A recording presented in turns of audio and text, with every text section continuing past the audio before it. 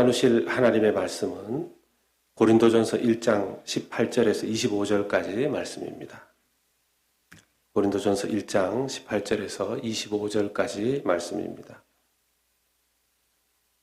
제가 가진 신약 성경으로 263면에 있습니다. 다 찾으신 줄로 알고 18절부터 25절까지 말씀 저와 여러분이 한 절씩 교독하고 마지막 25절 말씀 다 같이 읽도록 하겠습니다. 제가 먼저 봉독합니다. 십자가의 도가 멸망하는 자들에게는 미련한 것이요 구원을 받는 우리에게는 하나님의 능력이라. 기록된 바 내가 지혜 있는 자들의 지혜를 멸하고 총명한 자들의 총명을 폐하리라 하였으니 지혜 있는 자가 어디 있느냐, 선비가 어디 있느냐, 이 세대의 변론가가 어디 있느냐. 하나님께서 이 세상의 지혜를 미련하게 하신 것이 아니냐. 하나님의 지혜에 있어서는 이 세상이 지혜로 하나님을 알지 못하므로 하나님께서 전도에 미련한 것으로 믿는 자들을 구원하시기를 기뻐하셨도다. 유대인은 표적을 구하고 헬라인은 지혜를 찾으나 우리는 십자가에 못 박힌 그리스도를 전하니 유대인에게는 거리끼는 것이요 이방인에게는 미련한 것이로되 오직 부르심을 받은 자들에게는 유대인이나 헬라인이나 그리스도는 하나님의 능력이요 하나님의 지혜니라. 하나님의 어리석음이 사람보다 지혜롭고 하나님의 약하심이 사람보다 강하니라. 아멘. 아멘. 오늘 이 말씀을 가지고 우리가 그리스도의 십자가를 의지하는 이유라는 제목으로 말씀의 은혜를 나누기를 원합니다. 세상이 아주 불안정한 상황이 되었습니다. 출처를 정확하게 알 수도 없고 또 그 치료제가 정확하게 나오지도 않은 그런 바이러스가 중국에서부터 시작은 되었지만 지금 오히려 더 많이 퍼져서 힘들게 하는 우리 조국 대한민국을 어렵게 하고 있습니다. 또 세계 각국으로도 번져가고 있습니다. 조국 대한민국의 교회에서는 또 이 조국뿐만 아니라 이 미주 지역에서도 점점 이 바이러스에 대한 대처를 어떻게 해야 되느냐에 따라서 교회들은 주일 예배를 온라인으로 그렇게 드리기 시작한 교회들이 많아지기 시작했고 또 미주 지역 쪽에서도 이 일에 대한 대처를 심각하게 고려하고 있는 교회들을 보게 됩니다. 제일 먼저 이 코로나 바이러스의 공격을 받았던 중국 같은 경우에는 가장 먼저 어려움을 겪은 그런 나라이고 거기에다가 또 무슨 메뚜기 떼까지 엄청난 수의 메뚜기 떼까지 중국을 공격하는 들어닥친다는 그런 공포스러운 소식이 들립니다. 지금 이 바이러스가 단순히 사람들의 건강을 위협하는 수준을 넘어서서 사회적인 혼란을 만들어내고 있고 또 경제적인 부분까지 관광의 부분 또 기업의 부분 크고 작은 상업적인 부분에까지 악영향을 끼치고 있는 것을 보게 됩니다. 문명이 발달할수록 과학, 의학 수준이 높아지고 인간은 이제 곧 완전히 암을 정복할 때가 올 거라고 생각하고 이제는 달나라를 넘어서서 우주 정복 시대를 앞두고 있는 이런 시대에 이런 바이러스에 대한 대책을 쉽게 펼쳐내지 못하는 것을 보면 아직도 우리가 알지 못하는 수많은 변수들이 이 세상에 있다는 것을 우리에게 보여주고 인간의 한계가 있다는 것을 절감하게 해주는 사건이 아닐 수가 없습니다. 세상에 이렇게 수많은 변수들이 있어서 장담하고 있었던 미래가 또 기대가 이렇게 허물어지는 이때에 또 우리가 한편 믿음 안에서 생각해 보면요. 우리가 지금 믿음 안에서 의지하고 있는 예수 그리스도에 대한 믿음, 성경에 대한 믿음 이런 것들은 이 2000년 이 현대 문명 시대에 그대로 우리가 믿고 의지하고 따를 수 있는가? 이런 질문을 한번 해보게 됩니다. 최첨단의 이론들이 나와서 과거의 이론들이 계속 바뀌고 있는 그런 시대입니다.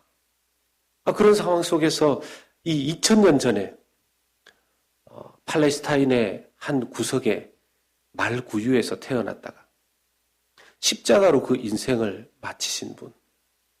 그분을 우리가 계속 하나님의 아들로, 구원자로, 또 우리의 믿음의 근거로, 중심으로, 핵심으로 그렇게 가지고 살아갈 수 있느냐 하는 것입니다.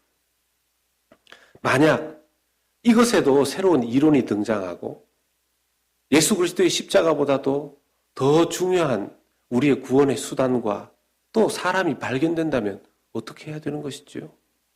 하나님의 말씀이 정말 유일한 진리로 계속해서 우리에게 믿어져도 되는 것인가요?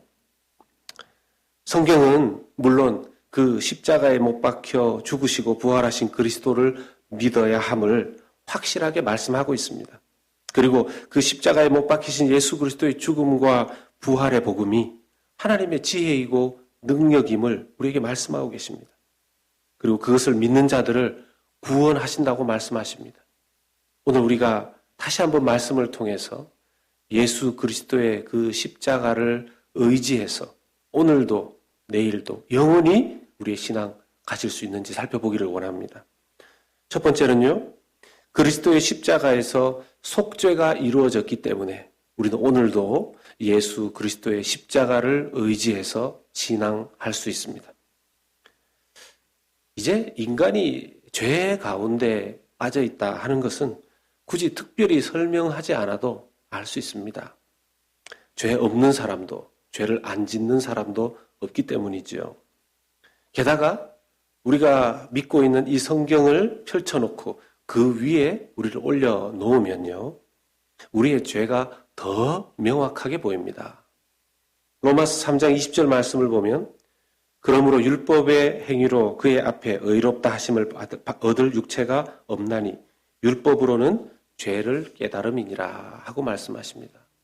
율법이 우리의 죄를 더 명확하게 깨닫게 해준다는 것이죠. 그런데 죄를 깨닫는다고 하더라도 이 죄를 깨닫는 것 이상으로 그 죄를 처리할 능력이 인간에게는 없다는 것입니다. 물론 세상에서는 그 죄의 문제를 법정에서 다룹니다. 판결이 나면 그 죄값을 치르게 하지요. 벌금을 내거나 수감 생활을 하게 하거나 또는 봉사 시간을 채우게 해서 그 죄에 대한 벌을 다룹니다. 그런데 그것이 사회 질서와 도덕을 유지하기 위해서 필요한 사회 체계이기는 하지만 본질적으로 죄의 문제를 완벽하게 해결해 주지는 못하지 않습니까? 오히려 죄의 문제를 해결하기 위해서 만들어 놓은 그 시스템을 악용하거나 또 그 수감된 상태에서 오히려 더 많은 죄를 범할 수 있는 방법을, 지식을 쌓고 나오는 경우도 있다고 하지 않습니까?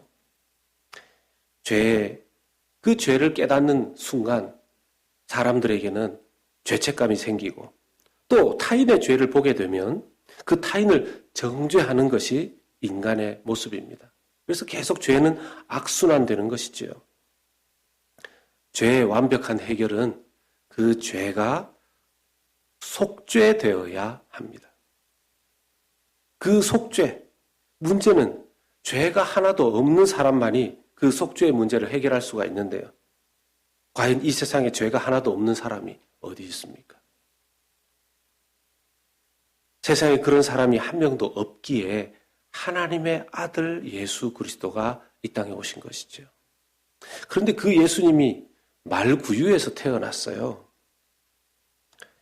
죄 없으신 하나님의 아들이 말구유에서 태어났습니다. 말구유에서 태어난 예수님이 나중에 십자가에서 그 인생을 마무리하십니다. 아무 죄가 없이 태어난 가장 낮은 곳에서 태어나신 예수님이 하필 나무 십자가에 달려 돌아가십니다. 그래서 유대인들은 이 예수 그리스도의 십자가를 받아들이기 힘들어하고요.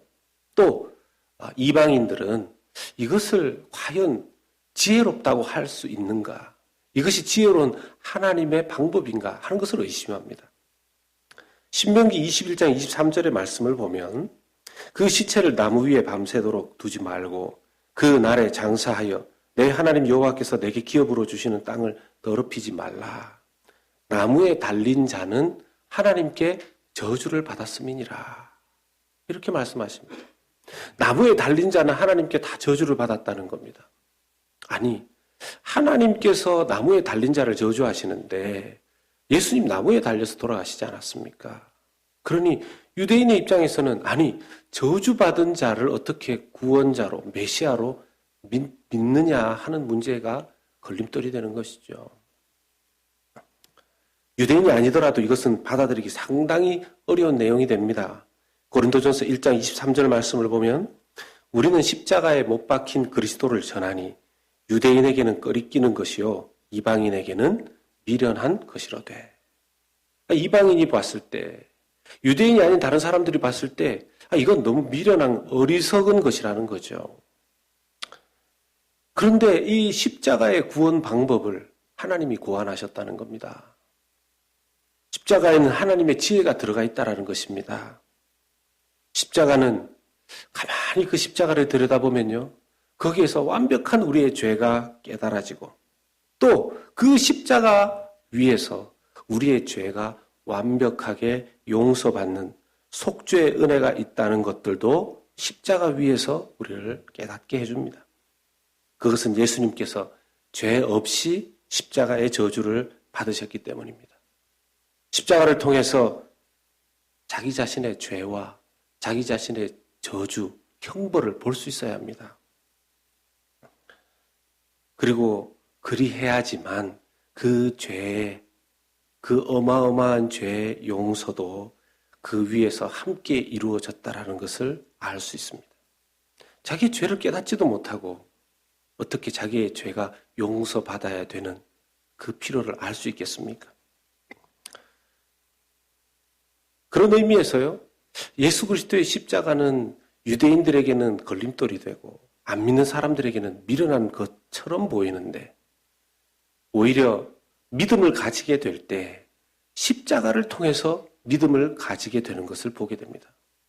많은 사람들이 교회까지는 오게 되지만요, 그 교회에 와서 예수님을 제대로 믿게 되는 그 은혜는 십자가 위에서 십자가를 통하여 이루어지게 됩니다. 하나님의 대사라는 책을 쓰셨던 이전 중국의 대사였던 김하중 장관, 예수님을 믿지 않고 살았습니다. 자기 자녀들은 예수님을 잘 믿었는데요, 아무리 기도해도 아버지 김하중 장관이 예수님께 오지 않는 것입니다. 그러던 어느 날 그 딸 중에 한 명이 금식 기도를 하게 됩니다. 아버지 김하중 장관이 이 딸을 보니 계속해서 밥을 먹지 않고 기도만 합니다. 밥을 먹으라고 이야기를 해도 때가 되면 내가 교회를 나갈 것이라고 이야기를 해도 말을 듣지를 않습니다. 아버지가 교회를 나가야 내 금식이 멈춰지겠습니다 하고 이야기하는 바람에 그 간곡한 요청에 의해서 김하중 장관이 교회를 나가게 됩니다. 교회를 나가서 예배드리며 목사님의 말씀을 듣는 가운데 십자가에 대한 깨달음이 자기에게 찾아오게 됩니다. 아, 내가 정말 죄인이구나. 그런데 하나님께서 그 아들 예수님 보내주셔서 나 같은 죄인을 위해서 죽게 하셨구나. 나 같은 죄인을 이렇게 사랑하시는 것이 참 감사하구나 하는 것을 십자가를 통해서 깨닫게 된 것입니다. 그리고 예수님을 믿게 된 것이죠. 오늘날도 마찬가지입니다. 우리가 예수님을 믿고 하나님 자녀가 되는 것은요, 사람의 말의 논리로 되지 않습니다. 놀랍게도 신비하게도 십자가를 통해서 이루어집니다. 예수 그리스도의 십자가가 있기 때문에 어마무시한 죄를 가진 사람도 또 어떤 논리로 해결되지 않는 사람도 십자가 때문에 자기의 죄와 속죄의 은혜를 깨닫게 되는 것입니다. 아무리 문명이 발달해도 죄 문제를 해결해 줄 방법은 없죠. 우리가 그리스도 예수의 십자가를 오늘도 내일도 영원히 의지하는 이유는 속죄의 능력이 예수 그리스도의 십자가에 있기 때문인 줄 믿으시기를 축복합니다. 두 번째는요, 계속해서 우리가 예수 그리스도의 십자가를 의지할 수 있는 이유는 그리스도의 십자가가 세상을 이겼기 때문입니다. 앞에서 십자가에서 속죄의 문제를 해결했다고 했는데요, 속죄의 문제를 해결하는 것은 자기 개인의 영적인 문제가 해결되는 차원이라고 할 수 있습니다. 그런데 그것이 다소 개인적인 범위로 이해될 수 있는데요. 십자가의 은혜가 죄 용서 받은 것은 알겠는데 예수님을 믿어 내 죄는 용서받았지만 이 땅의 삶은 십자가만 붙들고 살아갈 수 있느냐 하는 것입니다. 왜냐하면 세상을 살려면 돈도 있어야 되고요. 건강해야 되고요. 또 지식이나 기술도 있어야 하기 때문에 그렇습니다. 신앙이 그저 우리의 죄 문제만 해결해 주는 것이라면 그 영역 이상도 이하도 아닐 것입니다. 그런데 하나님께서 이렇게 말씀하십니다. 고린도전서 1장 24절에 오직 부르심을 받은 자들에게는 유대인이나 헬라인이나 그리스도는 하나님의 능력이요 하나님의 지혜니라. 아멘. 아니 그리스도의 그 십자가 위에 그리스도가 하나님의 능력이고 하나님의 지혜랍니다.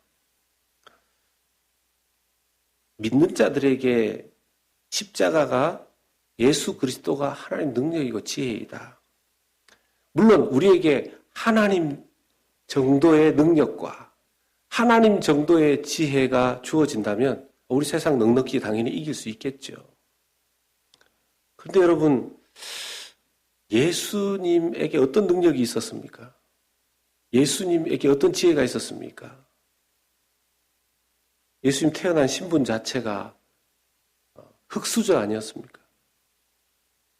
말구유에서 태어났잖아요. 나중에 돌아가실 때 십자가에서 요즘 우리가 누가 돌아가셔도 양복 한 벌, 한복 한 벌은 입고 계시더라고요. 그런데 예수님 변변찮은 옷 한 벌 없이 다 그 옷마저 찢기시고 빼앗기시고 알몸으로 십자가에 오르셨습니다. 인간적으로 보면 실패하신 분 아닙니까? 오래 살지도 못하셨습니다. 33살로 돌아가셨어요. 30대 초반의 나이. 오늘과 같이 무병장수를 꿈꾸는 이런 시대에 예수님의 모습을 인간적인 세상의 관점의 눈으로 보았을 때에는 능력도 지혜도 건강도 어떤 성공도 하지 못한 모습으로 보이지 않습니까? 그런데 예수님은요, 자기가 세상을 이겼다고 말씀하셔요. 요한복음 16장 33절에서 이것을 너희에게 이르는 것은 너희로 내 안에서 평안을 누리게 하려 함이라. 세상에서는 너희가 환난을 당하나 담대하라. 내가 세상을 이겼노라. 아멘. 여러분 믿으십니까? 아니 이렇게 흙수저로 사셨고 건강의 문제도 해결을 다 못하셨고 또 이 물질의 문제도 다 해결하지 못한 성공하지 못한 모습으로 십자가를 지셨는데 어떻게 세상을 이겼다고 말씀하십니까? 십자가에서 쓰러져 죽으신 분이 말이에요. 십자가에서 죽으시고 이것으로 끝났다면 세상을 이기신 분이 아니죠. 그런데 예수님께서는 다시 살아나신 분인 줄로 믿습니다. 십자가에서 살아나셨죠. 만약 예수님께서 그 건강의 문제, 그 생명의 문제, 그 물질의 문제, 그 명예의 문제를 타협하셨다면 과연 십자가를 지셨겠습니까? 마귀가 유혹한 세 가지의 시험거리를 생각해 보십시오. 기적의 능력을 가지고서 돌로 떡을 만들어 보라고 했었죠. 또 말씀을 가지고 그 말씀을 가지고서 말씀을 이리저리 바꾸면서 예수님을 유혹했었죠. 그리고 그냥 마귀에게 잠시 이렇게 고개 숙이면 십자가 지지 않고 천하만국을 다 주겠다고 이야기했었죠. 그러면 죽지 않으셔도 되는 거 아닙니까? 채찍질 당하지 않으셔도 되는 거 아닙니까? 십자가 지시지 않아도 되는 거 아닙니까? 그런데 예수님 그 세상 마귀의 뜻에 굴복하지 않으셨고 타협하지 않으셨습니다. 왜요? 십자가를 지셔야 영원한 생명을 우리에게 주실 수 있었기 때문입니다. 여러분, 세상에 많은 것들이 능력 있게 보이고 지혜롭게 보인다 한들 영원한 생명을 줄 수 있는 능력이 있습니까? 세상 그 어떤 것에 그렇게 지혜와 지식을 가진 사람이 많다 한들 그 사람들 1000명, 10,000명이 모여서 의논을 해도 그 지식가들 가운데 영원한 생명 줄 수 있는 지식을 만들어낼 사람이 있겠습니까? 없죠. 없습니다. 그래서 예수 그리스도의 십자가가 세상이 하지 못하는, 세상이 결코 해내지 못하는 영원한 생명을 주시는 역사가 예수 그리스도의 십자가에 있는 줄로 믿습니다. 예수님 우리에게 영원한 생명을 주십니다. 그렇기 때문에 영원한 생명을 주시는 그 주님을 믿고 그 생명을 따라서 우리가 살아가는 훈련과 교육이 되어야 되는 것입니다. 만약 우리가 세상만 열심히 살다가 세상 기준으로 성공하고 죽는다면요, 우리는 어떻게 해서든지 세상 능력을 갖추고 세상 지혜를 따르려고 애써야 합니다. 그런데 영원한 생명을 주셔서 우리로 영원히 왕노릇하게 하시는 하나님의 자녀가 되었다라면 우리는 하나님의 기준과 말씀의 기준을 따라 살도록 애쓰고 노력해야 되는 것입니다. 이것은 교육과 훈련으로 되는 거예요. 여러분, 세상에 있는 수많은 존재들이 숨도 쉬고 어떤 동물들은 일부의 교육을 받아서 뭐 손 이러면 손 내고 엎드려 이러면 막 엎드리고, 요즘 제가 가끔씩 이렇게 집에 제가 강아지를 키울 수 없는 환경이라서 그냥 강아지가 나오는 그냥 그 영상만 가끔 보는데요. 걔네들 보면 너무 귀여워요. 손 이러면 손 엎드려 막 엎드리고 굴러 이러면 막 굴고 이렇게. 그리고 정말 그 반려견이라고 하지 않습니까? 정서적으로 이 사람들에게 참 평안함을 주는. 그래서 비행기 탈 때도 같이 이 강아지 데리고 비행기 타시는 분들도 점점 늘어나더라고요. 그런데 여러분, 걔네들이 아무리 훈련을 한들 어느 정도의 수준이지 걔네들이 막 인격을 가질 수는 없지 않습니까? 뭐 인격이 아니라 견격은 가질 수 있겠지만. 그런데요, 사람들은 그 이상의 수준의 인격을 가집니다. 그런데 그런 인격은 그냥 이루어지지 않습니다. 사람이 그냥 사람 되지 않아요. 교육과 훈련이 반드시 필요합니다. 여러분, 하나님 나라의 백성이 되었다면 우리는 세상 방식의 사람으로서의 교육과 훈련 말고 하나님의 백성의 교육과 훈련 방식으로 훈련되어져서 하나님 나라의 사람으로 이 땅을 살아가야 되는 것입니다. 그걸 어디서부터 시작하고 어디서 붙잡아야 되는가? 예수님 십자가에서부터 시작하고 예수님 십자가 붙들고 계속 우리 자신을 연단시켜 나가는 것이죠. 여러분, 세상 모든 것을 다 가진다 하더라도 영원한 생명 못 가지면 무슨 소용이 있죠? 이 땅에서 천년 만년을 누릴 게 아니라면, 그리고 그 영원한 생명이라는 것이 단순히 수명만 길어지는 것이 아니라 이 땅에서 삶이 끝나고 나면 천국과 지옥을 가르는 문제라면요, 이 땅에서 성공하고 이 땅에서 다 누리면, 다 누리는 것으로 끝난다면, 영원한 생명을 그것이 주지 못한다면, 우리가 세상을 이 땅에서 때로 예수님을 믿음에도 불구하고 다 누리지 않게 하시는 하나님의 뜻이 있다면, 그런 고난과 역경을 지나가게 하시는 하나님의 교육 과정, 훈련 과정이 있다면 하나님께서 영원한 생명을 준 자에게 이 땅에서 영원한 생명 가진 자로서 살아가는 훈련과 교육을 시키시는 줄로 믿고 십자가 붙들고 세상에서 승리하시는 여러분들 되시기를 축원합니다. 세 번째는요, 우리가 예수 그리스도의 십자가를 계속해서 의지할 수 있는 세 번째 이유는 그리스도의 십자가는 우리를 사랑하시는 증거가 되기 때문입니다. 십자가가 속죄의 능력을 가지고 있기도 하고 세상을 이기게 하는 능력도 우리에게 보여주시는데, 이런 십자가를 우리를 위해서 지신 가장 중요한 이유는 뭡니까? 왜 우리를 속죄시켜 주시고 대신 또 왜 우리에게 영원한 생명을 주시기 위해서 십자가를 지셨습니까? 이유가 단 한 가지밖에 없죠. 우리를 사랑해서입니다. 여러분 믿으십니까? 이게요, 믿기는 믿는데 어떤 때는 이해가 잘 안 됩니다. 왜 그러시는지. 왜 우리 대신 우리 죄를 용서해 주시고 왜 십자가를 지셔서 새로운 생명, 영원한 생명을 주시기를 원하시는지 우리 머리로는 도저히 이해하지 못할 때가 많습니다. 도대체 그 사랑이 뭔가. 그러나 그 이해할 수 없는 사랑을 때때로 부모님에게서 발견하게 되기도 합니다. 어떤 부모님들을 보면요, 자식을 위해서 자기의 부끄러움 조금 더 개의치 않는 것을 보게 됩니다. 자기의 자존심 따위 그냥 언제라도 버릴 수 있는 것을 봅니다. 자식을 살리기 위해서라면 자기를 언제라도 버릴 수 있는 사랑을 가진 분이 부모님이시죠. 그런데 그 부모님과 비교할 수 없는 그 사랑으로 우리를 사랑하셔서 십자가 지시고 십자가에서 우리를 대속하시고 십자가에서 우리에게 영원한 생명을 주셨다는 것입니다. 로마서 8장 39절이 그것을 이렇게 말해줍니다. 우리 같이 한번 읽겠습니다. 시작. 높음이나 깊음이나 다른 어떤 피조물이라도 우리를 우리 주 그리스도 예수 안에 있는 하나님의 사랑에서 끊을 수 없으리라. 아멘.